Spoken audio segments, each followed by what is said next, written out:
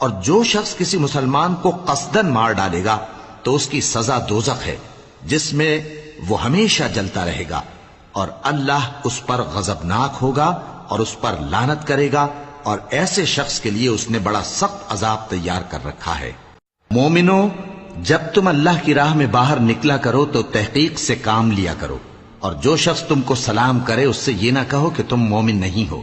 کہ اس سے تمہاری غرض یہ ہو کہ دنیا کی زندگی کا فائدہ حاصل کرو۔ سو اللہ کے پاس بہت سی غنیمتیں ہیں، تم بھی تو پہلے ایسے ہی تھے، پھر اللہ نے تم پر احسان کیا، چنانچہ آئندہ تحقیق کر لیا کرو۔ بے شک جو عمل تم کرتے ہو اللہ کو سب کی خبر ہے۔ جو مسلمان گھروں میں بیٹھ رہتے اور لڑنے سے جی چراتے ہیں اور کوئی عذر نہیں رکھتے، وہ اور جو اللہ کی راہ میں اپنے مال اور جان سے جہاد کرنے والے دونوں برابر نہیں ہو سکتے۔ مال اور جان سے جہاد کرنے والوں کو بیٹھ رہنے والوں پر اللہ نے درجے میں فضیلت بخشی ہے، اور بہترین انجام کا وعدہ اللہ نے سب سے کیا ہے، اور اجر عظیم کے لحاظ سے اللہ نے جہاد کرنے والوں کو بیٹھ رہنے والوں پر کہیں فضیلت بخشی ہے، یعنی اللہ کی طرف سے درجات میں اور بخشش میں اور رحمت میں، اور اللہ بڑا بخشنے والا ہے، بڑا مہربان ہے۔ جو لوگ اپنی جانوں پر ظلم کرتے ہیں، جب فرشتے ان کی جان قبض کرنے لگتے ہیں تو ان سے پوچھتے ہیں کہ تم کس حال میں تھے؟ وہ کہتے ہیں کہ ہم ملک میں عاجز و ناتواں تھے۔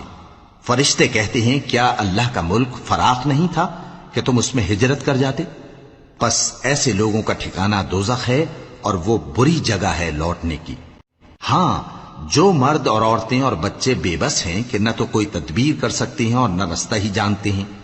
تو قریب ہے کہ اللہ ایسوں کو معاف کر دے، اور اللہ بڑا معاف کرنے والا ہے، بڑا بخشنے والا ہے۔ اور جو شخص اللہ کی راہ میں گھر بار چھوڑ جائے وہ زمین میں بہت سی رہنے کی جگہ اور کشائش پائے گا،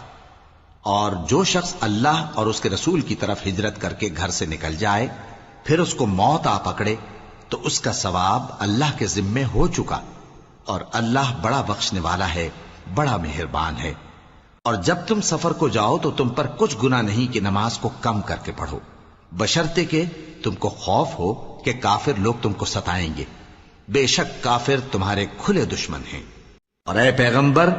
جب تم ان مجاہدین کے لشکر میں ہو اور ان کو نماز پڑھانے لگو تو چاہیے کہ ان کی ایک جماعت تمہارے ساتھ مسلح ہو کر کھڑی رہے، جب وہ سجدہ کر چکے ہیں تو تم سے پیچھے چلے جائیں، اور دوسری جماعت جس نے نماز نہیں پڑھی ان کی جگہ آئے اور ہوشیار اور مسلح ہو کر تمہارے ساتھ نماز ادا کرے۔ کافر تو چاہتے ہی ہیں کہ تم ذرا اپنے ہتھیاروں اور سامان سے غافل ہو جاؤ کہ تم پر یکبارگی حملہ کر دیں،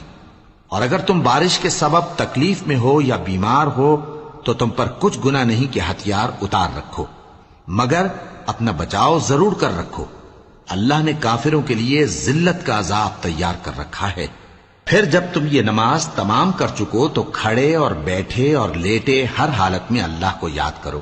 پھر جب تم مطمئن ہو جاؤ تو پورے آداب کے ساتھ نماز پڑھو۔ بے شک نماز کا مومنوں پر اوقات مقررہ میں ادا کرنا فرض ہے، اور ان کفار کا پیچھا کرنے میں سستی نہ کرنا۔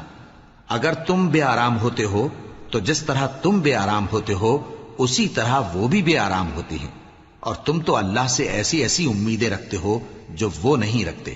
اور اللہ سب کچھ جانتا ہے، بڑی حکمت والا ہے۔ اے پیغمبر،